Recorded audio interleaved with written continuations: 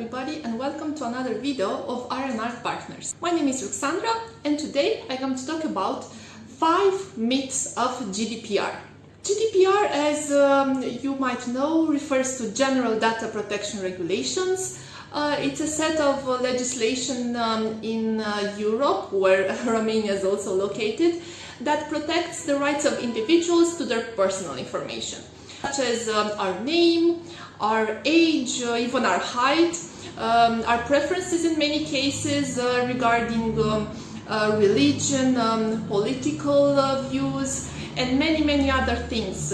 Even medical data is protected by GDPR, and all this has greatly impacted the business world since 2018. If you want us to have a different video regarding GDPR in general and explain what it entails, you can leave us a comment in the comment section below. So, myth number 1 is that this kind of legislation is entirely new, which is untrue. Actually, even before we had GDPR, we had quite a good law on data protection here in Romania. Even our own law office has made registrations for companies who are working with such data. In the past, it was mandatory to register yourself if your business was dealing with such kind of personal information. Nowadays, we consider that people mostly do that and they just have to comply with the existing legislation. So, bottom line, GDPR is not actually a very new thing. Even the right to be forgotten, the right to know how companies store your personal data existed before. So there is just a way of uniformizing this kind of legislation all around Europe that is entirely new. And of course, something that made most companies be very scared were the big fines for not complying with this kind of legislation. In the past, this kind of fines for non-compliance were not so large. Now we are talking about big percentages from your revenue and even lump sums that can come to millions of euros. The second myth that we saw with entrepreneurs many times is that they thought that if they have not collected the person's consent to use their data after 2018, then this consent is no longer valid. And imagine if you are a company that sends newsletters to the tens of thousands of people, and overnight you were told that you have to get the consent of those persons all over again. How would you feel? Well, this is again a myth. GDPR does not say that. If you have gathered the consent of persons even before GDPR came into force, if they ticked some sort of little checkbox, or maybe they have given that consent in writing in any way, either online or in person, then you are good. You can continue sending your subscribers the information that they would like to have, and disregards all other types of communications. So, in an essence, consent from persons that was taken even before GDPR came into force is still valid if it complies to the legislation. The third myth that we have seen very often is maybe the most dangerous one. The one that says companies only have to comply with the GDPR if they are medium-sized or if they are big-sized. So GDPR does not concern little companies or solo entrepreneurs. Unfortunately, we must also debunk this myth. GDPR applies to everybody. So, if you have a business, even if it's just you and yourself, you have a sole entrepreneurship, or maybe it's just you and a few friends, or if you have a big corporation, GDPR applies to all of you in the same way. You still have to comply with all the legislation it entails, to gather the personal data correctly, to use it correctly, and to store it in the same way.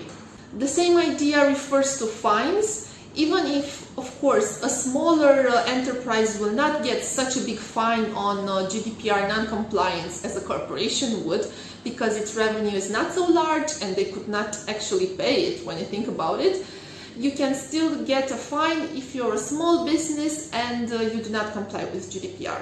It's worth mentioning that very big companies, the ones that have over 200 employees, have some extra obligations set by GDPR. for example, having an internal risk assessment made for their enterprise. But again, does not mean that small companies do not have to comply to general data protection legislation in its entirety. A fourth myth about GDPR that we have seen quite often is that I am prevented to contact my clients further once that GDPR came into force. Many clients came to us and said, okay, I heard about GDPR, many people have warned me about it. Can I still send away offers to potential clients, or should I just, quit or something? Because for many companies, having cold calls or maybe just sending offers via email is the way that their business grows, is the way that they get money and they can survive. So we must put an end to this myth as well. GDPR does not say that you can no longer contact clients, but you must do it legally. And here we should make a very important distinction. GDPR does not protect the information of companies. So, if you're one of the lucky businesses who only have clients as companies, you do not deal with natural persons, then you don't have any personal data to protect here. Why? Because any emails that you send, any communication, even cold calls, will only be done to companies as long as you take the information from the official registry and not the personal information of directors in the companies. So for companies, you do not have to get their prior agreements to contact them, as it might be with persons, with natural person individuals. This is very important because, as mentioned, if you want to contact people who are individuals, then first of all, they can oppose being contacted. They might say, okay, I don't want to have your calls anymore, and you must comply with their request, otherwise you contacting them becomes illegal. And also, you cannot just make databases, as it was in the past, of persons and their numbers, their telephone numbers or their emails. That is prohibited, and it can lead to really large fines. The same can be said about other personal information, such as CNPs. Those are the personal identification numbers. In Romania we call them CNPs, but we have them all around the world in one form or another. And the final myth, the fifth one, and I must say the most funny one of them all, and maybe the one that I found out most often from clients, is that according to GDPR, you can no longer contact people after getting their business card. There were many clients who came to us and said, okay, I heard that now that GDPR is in force, I can no longer call people from whom I got business cards in the past, and if I want to get my own business card to another person, I must get the written consent. This is very untrue. When a person gives you their business card during a networking event or some business meeting, actually now when we are filming this video, we're during a pandemic, so seeing people in person is not that often, but hopefully we'll get out of it. When you get a person's business card, you do not also need to get their written consent that you might contact them in the future. What is worth mentioning though is that if you contact somebody after getting their business card and then they say, okay, I don't want to do business with you, do not write to me anymore and do not call me because I don't think we're compatible, then we must respect their decision. Because even if that person represents a company, eventually they also have their own right to protection and to not be further contacted in the scope of business. So that is important to know. Another thing worth mentioning is that when we want to contact a person, it is important to get actually their business number and their email.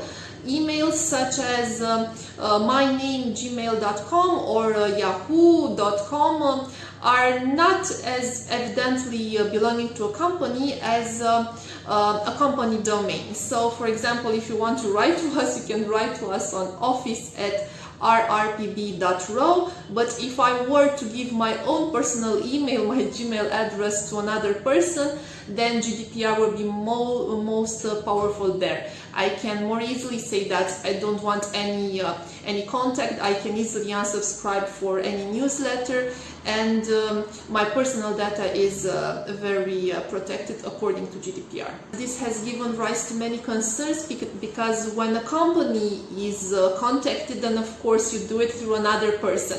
You cannot say that going business to business avoids the personal touch. What we must do though is, as I mentioned, protect each person's personal space. That is about everything for today regarding the 5 myths of GDPR. If you know any other myths or maybe tales from your own personal experience with GDPR, we would very much appreciate them if you want to leave them in the comment section below. Or if you want further information on this subject, you can write to us via email. That is not GDPR protected. You can contact us because we are a law firm. And also don't forget to subscribe because we have many more videos coming up on various aspects of law and especially business law and immigration law. Up until next time, have a great day. Bye bye.